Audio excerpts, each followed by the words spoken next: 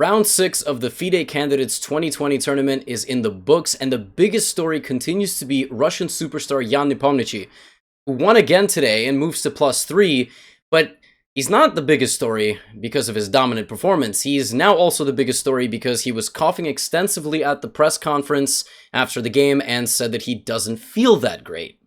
So we'll see what this means for the tournament moving forward, but if you look at the critical position on the board today, Ding Liren missed a brilliant computer line to save the game and half a point to slow down the Russian superstar. But before we get into that, let's back things up to move 1 for a second. So the 2 times so far that Ding Liren has had the black pieces, he's been faced with a Ruy Lopez. And nobody is challenging Ding Liren in his Marshall. Marshall is early lines, black plays d5. So Yan opts for 6d3, which is one of the many setups that you can take against the Ruy Lopez.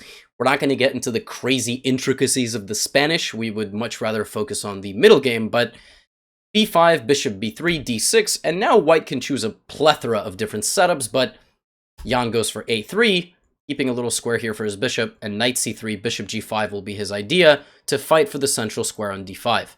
After castles, knight c3, knight a5, bishop comes back, black goes for a light squared bishop trade, and white plays b4, takes on a2, rook a2, knight c6, and bishop g5.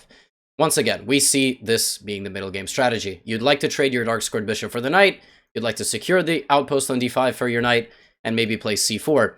Now, this isn't some sort of brilliant new development. Actually, Ding Liren has had this position 2 times with the black pieces already. So the logic here is that Yan is playing into something that he thinks Ding will find comfortable, but the risk that he's taking is that maybe Ding reviewed these positions an hour before the game. But maybe Ding reviewed them months ago, and he just said, all right, I'm comfortable with them, let me focus on things that I might not be so comfortable with. And so after queen d7, we see, obviously, Yan go for this idea, but perhaps Ding could have considered a move like knight d7, trading the bishops, not trading the bishop for the knight, and then this will allow him to at least fight for the d5 square with his knight, or maybe with his c-pawn, or maybe with a knight on d7. Another idea is to go knight g4, but Ding played this in the past, and he goes for it once again, and after knight d5, a5, all things that Ding has played, by the way, in the past against MVL, for example, rook b2. This is the first novelty, the first unfamiliar move potentially for Ding, and we saw it take an effect on him immediately. Yan had a 30-minute time advantage right around this moment in the game, and he said that after the move c4, knight d4, quick trade, and queen c2, that he simply did not believe that this position could be bad for white, and he also didn't think that it could be equal. He did mention that an engine might say this is about in the balance, given the material equality and the fact that the knight on d5 is good, but doesn't have any obvious targets, but in the long run, the doubled pawns on the d-file, the pawn majority that white has, and the ability to kind of crack things open at any moment with c5, cb5, maybe f4, f5, f6, starting some sort of attack, it gives white all the options in the position. So Yan continued to press Ding throughout the middle game on the clock, making solid improving moves, and forcing Ding to make concrete changes to the position. So for example, after rook e8, g3, just a solid improving move, here Ding decided to play b takes c4, making a critical change to the position.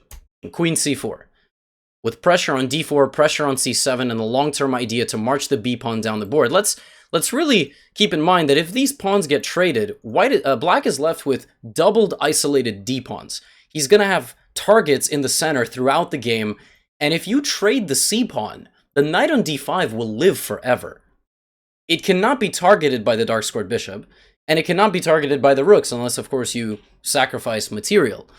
So, Nepo said in his post-game thoughts that he just thought this position was very easy to play for white, and if it wasn't just very clearly better, he would find a way to press it forward no matter what.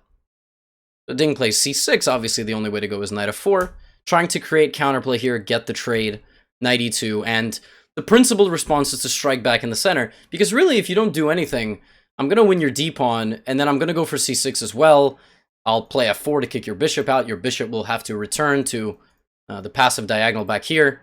So after d5, ed5, cd5, and queen b3, we again get to a position where it's really not so clear what Ding Liren should be doing. His bishop is standing pretty on g5, but that's basically its only job. It doesn't have any targets along the dark squared diagonal. It controls some empty squares. He's got two isolated pawns stuck together in the center, which will just be easy targets. Knight d4 might not be possible right away due to bishop f6, but in the long run, defending these is going to be difficult.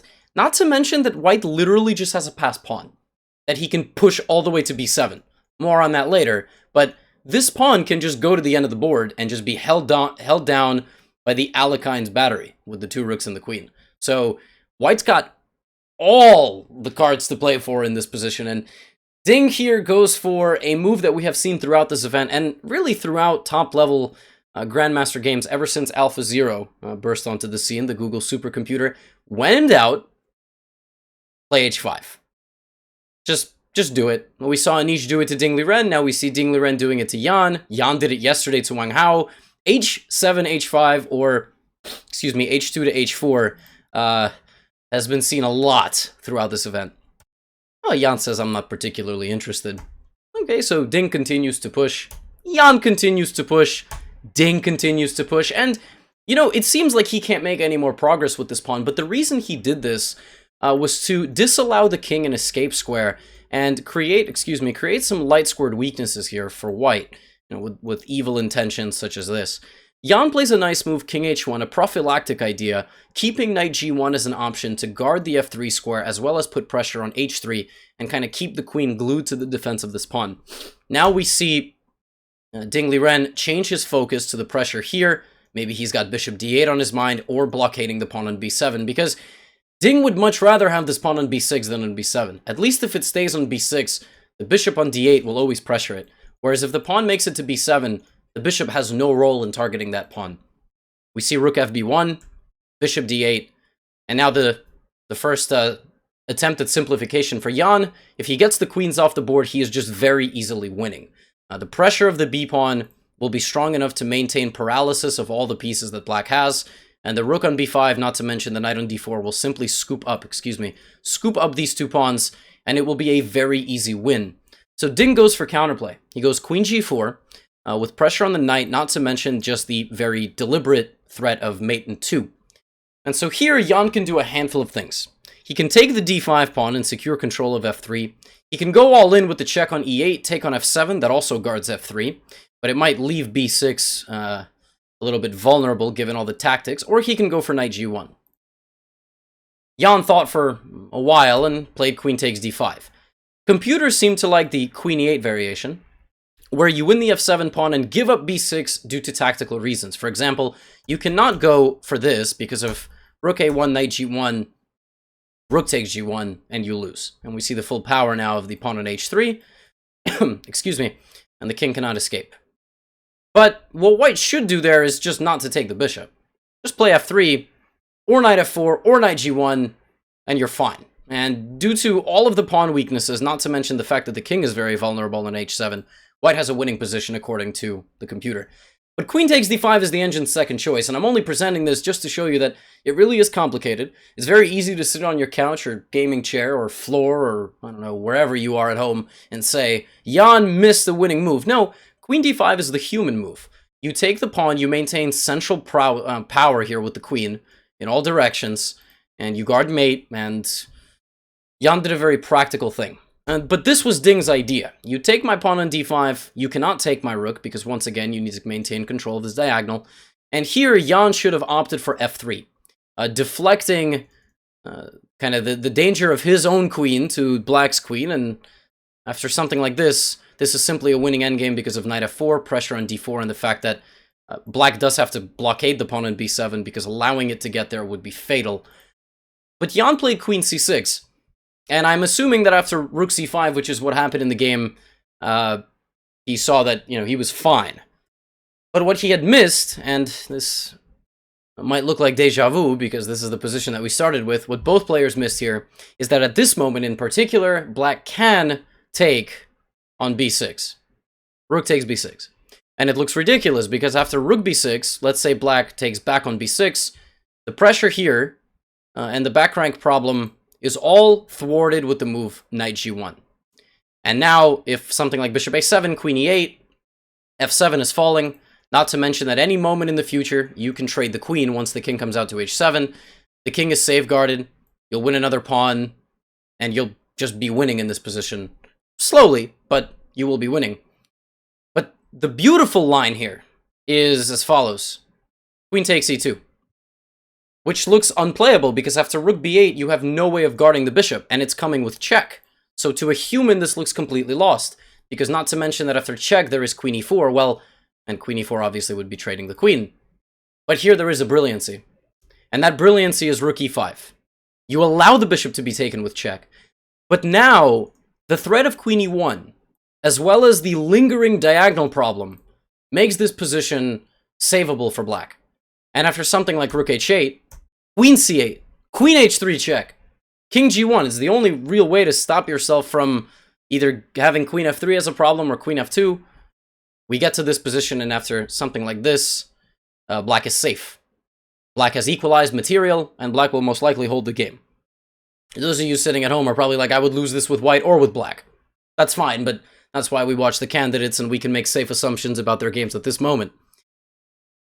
But neither player saw this variation, sadly. This absolute brilliancy with rook e5, and it was so brilliant that Jan Nepomniachtchi said after in his press conference that if you find this idea that you should most likely be disqualified from the tournament.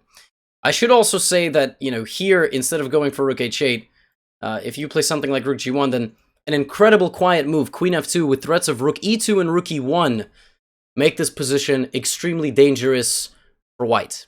There is no check that can save you here, and you'll have to revert back to something like this. Queen a8, rook e1, and settling for some sort of position like this where actually you lose instead of making a draw because you do not have another check. Every check that you have is guarded by some sort of piece, so that would actually be losing.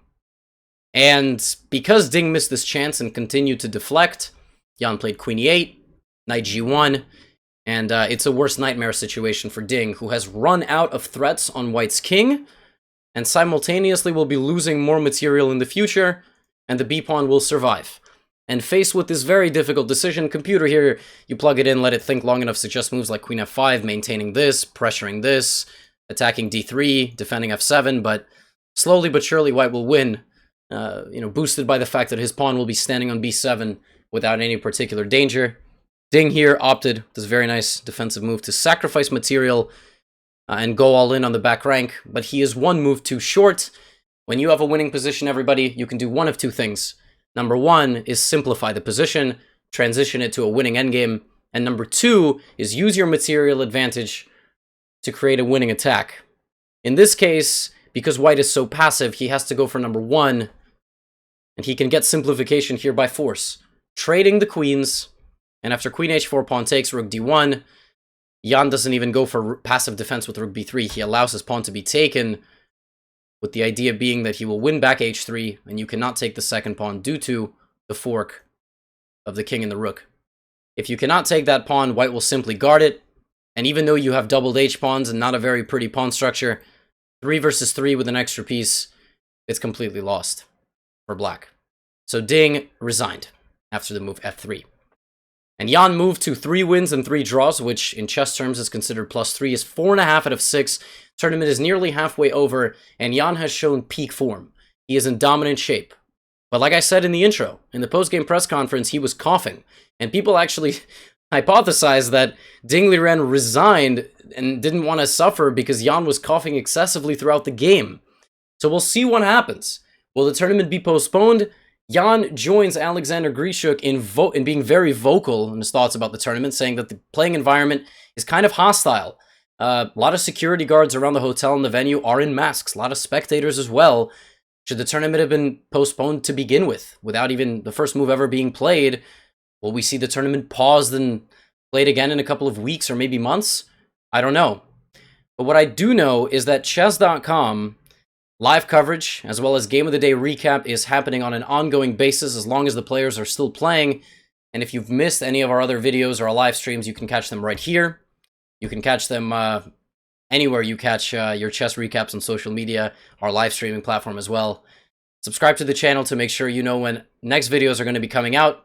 And we will see you after round 7. Stay tuned.